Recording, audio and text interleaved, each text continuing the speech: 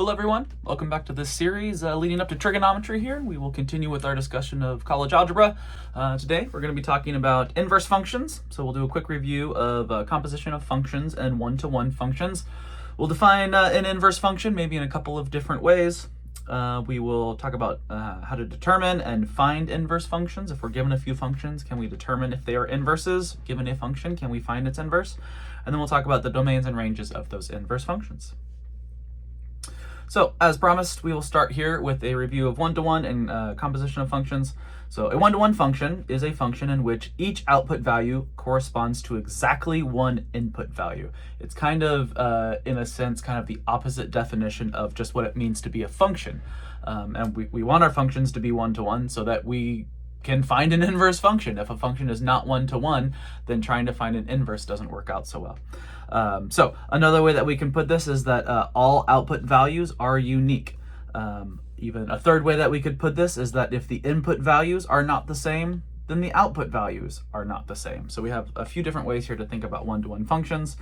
And in this example here, we have a shifted version of a quadratic, of a parabola here. That's been shifted to the right 1 unit and down 1 unit.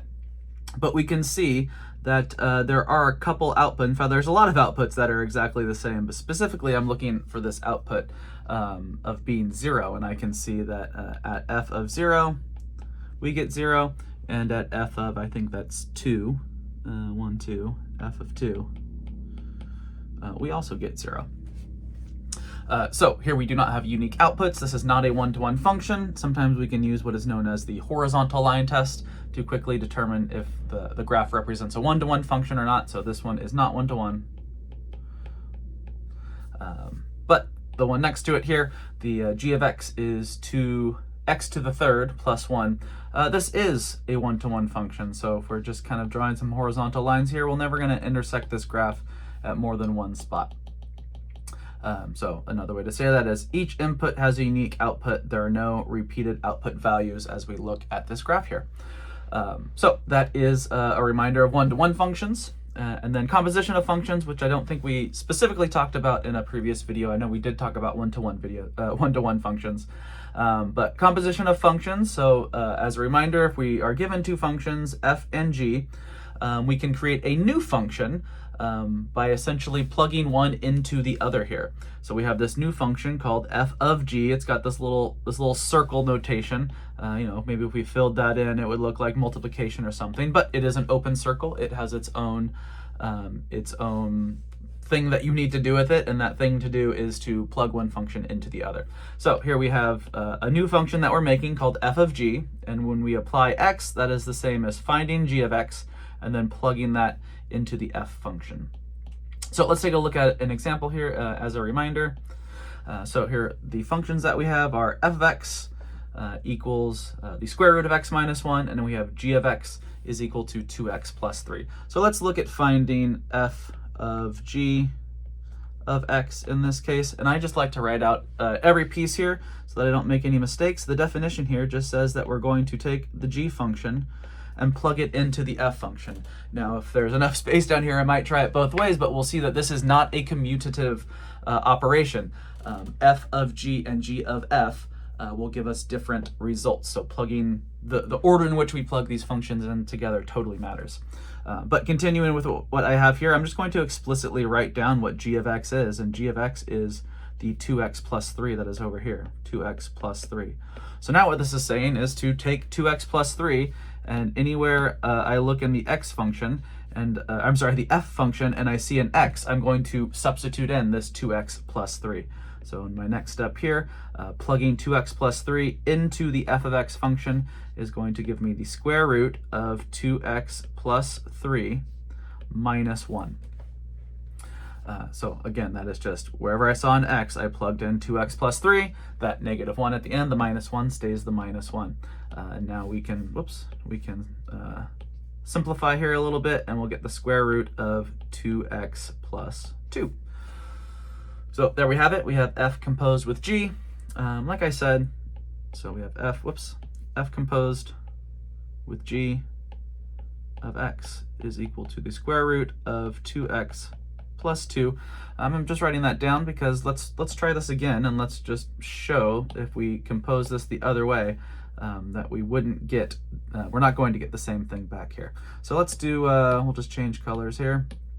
Now instead of doing F composed with G, we're going to do the composition of G composed with F applied to X. So again, I'm just going to write down very explicitly what this is. This is G, and I'm going to plug the f of x function into that G function.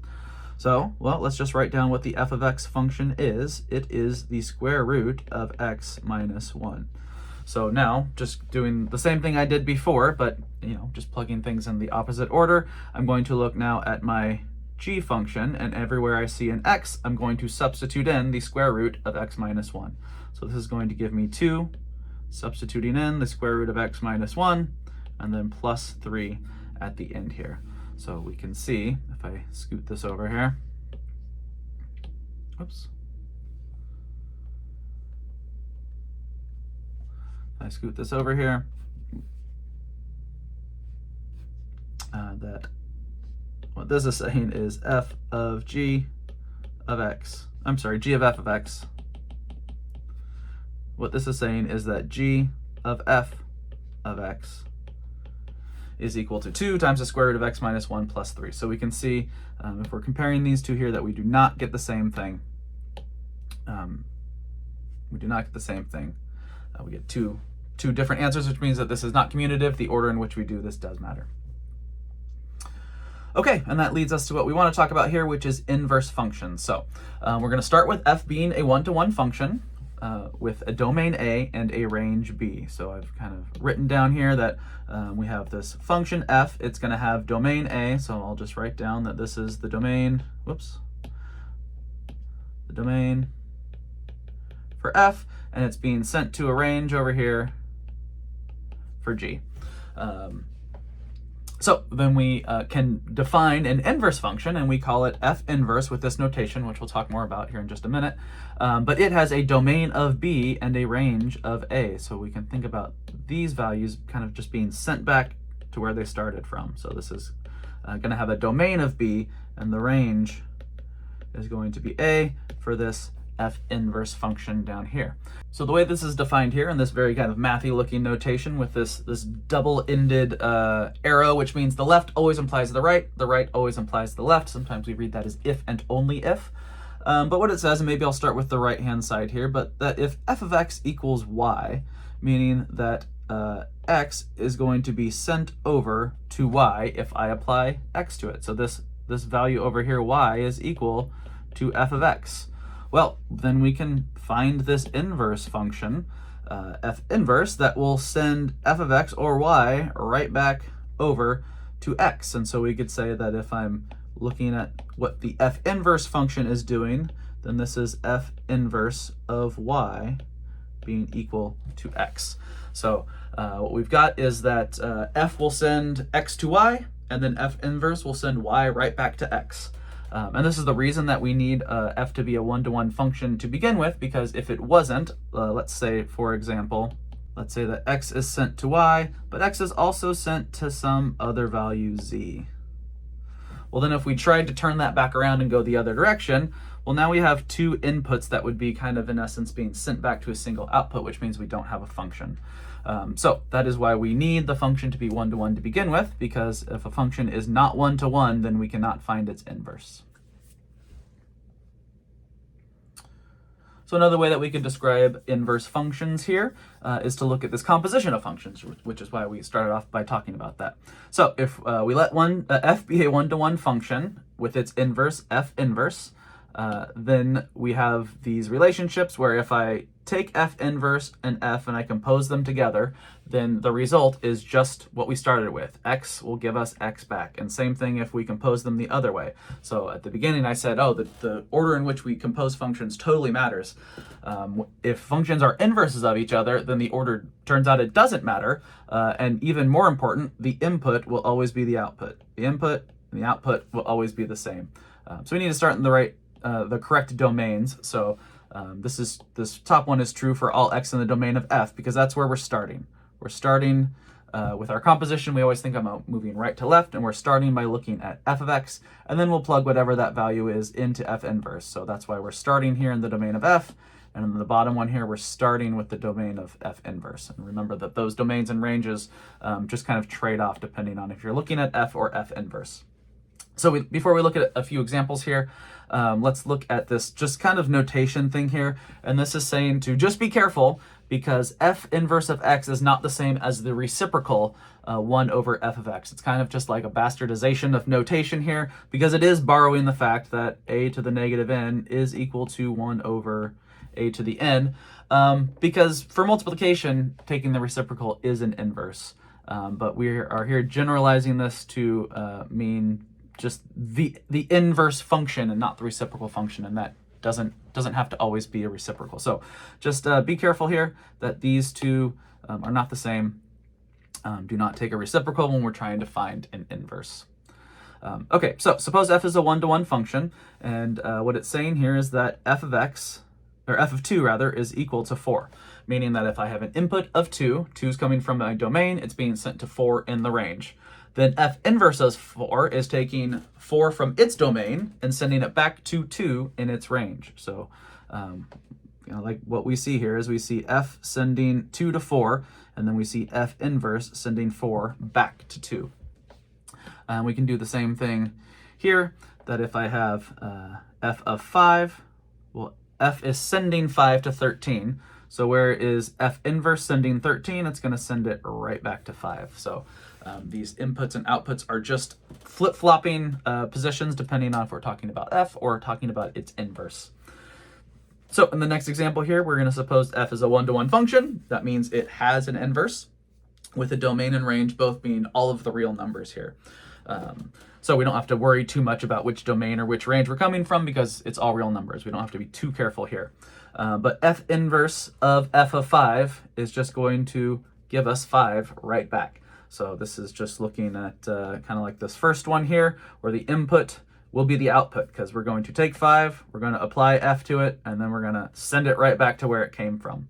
And same thing over here, that if we start with 101, negative 101, and we plug it into f inverse, and then we plug whatever that is into f, it's going to send it right back where it started from. So this is just kind of applying what we had above there to see that our inputs will become our outputs. They are the same. It gives us the identity function back. Okay, so now we'll determine if two functions are inverses of each other. So same idea here. If we compose two functions together in both orders, we should get just x back. We should get the identity function back. So we're going to test that out here on some different examples and just see if that's what we get. So to see if we have f of x equals 1/2 x plus 2, we have g of x being equal to 2x minus 4. So we're just going to plug those into each other. So we'll do f of g of x, which is f of x, f of g of x, which is f of, and now I'm just going to physically write in 2x minus 4, because that is what g of x is. Okay, well then this is going to be plugging 2x minus 4 into the f function over here. So that's going to give me 1/2 times 2x minus 4 plus 2. And this is going to give me, distributing here is going to give me x minus 2 plus 2, which is just equal to x, which is what we might have expected if we were going to get inverses here. So I composed g with f, and I got x out the other side, which means that these could possibly be inverses. Let me just check the other way. So let me create a little space here. We now know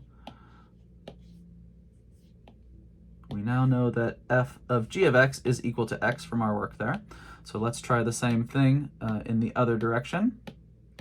We will look at g of f of x. So here, what we want to do is plug the f of x function into g of x. If I write this out explicitly, this says g of f of x is 1/2 x plus 2. So now I'm going to take this and plug it into my g of x function. Everywhere I see an x, I'm just going to make that substitution. So this is going to give me 2 times 1/2 x plus 2 minus 4.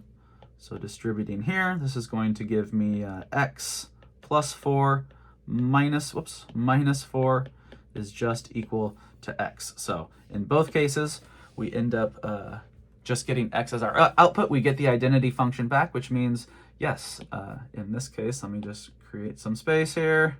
In this case, we do get that, we get the identity function back, so these are inverses. So I could say in this case that G is equal to F inverse, or I could have said that F is equal to G inverse. Either way, these are inverses of each other. So yes, inverses. All right, let's take a look at this next example here. We have S of t. I mixed up my t and my x variable here, so I guess I was trying to use t's, but we'll keep them x's since I used x's in the formulas here. So S of x is equal to x plus 5, and R of x is equal to 1 over x plus 5. So we will compose these together and see if we get the identity function back. So let's look at S of R applied to x, which says, okay, take the R function and plug it in, write that a little better, R of x, and plug that into the S function, which is going to say S, and now the R function is 1 over x plus 5. And now I'm going to plug this in to the S function anywhere I see an x. So this says 1 over x plus 5 plus 5. Well, I could simplify this, but I can already tell that I'm not going to get the identity function back. So this is not equal to x, so we can say that S and R are not inverses. Because we tried to compose them and we did not get the identity function back. No need to check the other way. As long as it doesn't work one way, we can be certain that these are not inverses of each other. So the way to determine if two functions are inverses is by composing them and seeing if we get the identity function back. All right, now given a one-to-one function, can we find its inverse? And we're just kind of do algebra in reverse a little bit in the sense. We're going to switch things around, solve for the other variable, and just make some substitutions here. So like I said, what we're going to do, if we're given f, we want to find f inverse. The first thing we're going to do is just literally write y in place of f of x as a substitution. So maybe as I'm going through this, I can model that here. So I'm literally just going to write y in place of f of x, and then write x cubed plus 2. In my next step here, in step 2, I'm going to change the x and the y variables, meaning if there was a y, I'm going to write an x, and if there was x, I'm going to write a y. So there we go. There's step 2. In step 3 here, we want to solve for the y variable. So if I have x equals y cubed plus 2, to solve for y, I'll subtract 2 from both sides. I'll have x minus 2 is equal to y cubed. Now I can come and take the cube root of both sides. So I will take the cube root of both sides. That's supposed to be a 3.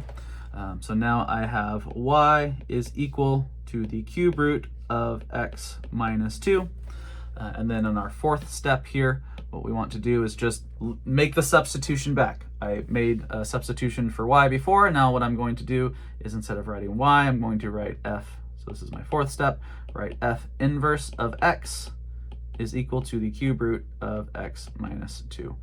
So there we have it. There is the inverse function of what we were given over here. And those are the steps to complete it. So here we are going to, again, find the inverse function, but here we're going to do it with a restricted domain, because what we're starting off with here is not a one-to-one function. The function that we're given is a parabola. It's a quadratic function that's shifted to the right by 3 units. So let's just take a look at what that looks like here. Draw some axes just to get a quick sketch. And that's one of the reasons that we're going to be spending so much time learning about these properties of different functions, is so we can always get a quick sketch down and use it to do bigger and badder things. So like we said, this is going to be a parabola shifted to the right 3 units. So its vertex will be here, and it'll look something kind of like this. I'm not going to worry too much about labeling points. Again, I'm just trying to get an idea of what's going on here. So what we want to do is find a domain on which f is one-to-one and non-decreasing. By finding the non-decreasing portion of this particular function, it will give us a one-to-one function in the restricted domain. So what it's asking us here is to find the portion of this function which is non-decreasing, which is going to start down here at its minimum value, and everything to the right is all non-decreasing.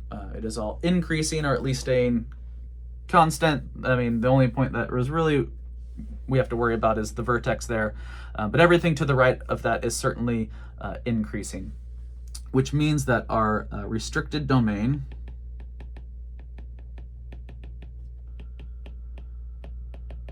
is going to be from 3 to positive infinity. And then we can see that there is also a restricted domain. I'm sorry, a restricted range. We just found the restricted domain. There's also a restricted range. And so if my domain is all of these values, then my range is going to be all of these values in the up and down, in the output direction, in the y direction. So here that is going from 0 also to positive infinity. So here, looking at what started off as not a one-to-one function, we can turn into a one-to-one function by just restricting part of its domain, and then we totally get a one-to-one function. I erased a little too much there. There we go. Now we do get a one-to-one function just on that restricted domain. Okay, so now that we do have a one-to-one function on the restricted domain, now we will find the inverse of what we started with. So following those steps from the previous page, the first thing we want to do is just write y equals x minus 3 quantity squared. The next thing we want to do is swap x's and y's, so we will write x equals y minus 3 squared. The next step, we will solve for y. So I guess maybe the first thing that I'll do is take the square root of both sides. So here's me just kind of on the previous one here, taking the square root of both sides. This will give me the square root of x is equal to y minus 3. In a sense, we should be kind of doing plus or minus x here, but the fact that we restricted our domain means that we can just focus on the positive half of it. And then adding 3 to both sides will give us that y is equal to the square root of x plus 3. So in our fourth and final step, we will just write that f inverse of x is going to be the square root of x plus 3. And there we have it. Here is the inverse function of what we started with on this restricted domain, so that we can look at a non-one-to-one function and still kind of talk about the inverse portion of this. This will be something that we do a lot when we get to the actual, well, not a lot, but we will do it consistently when we get to the trig portion, because trig functions are not one-to-one functions. And so to be able to look at their inverses, we have to do some of this domain restriction. All right, from there, there's nothing left to do but practice. So AKA time to do homework. Thank you for watching this video. Let me know if you have any questions, and I will see you in the next one.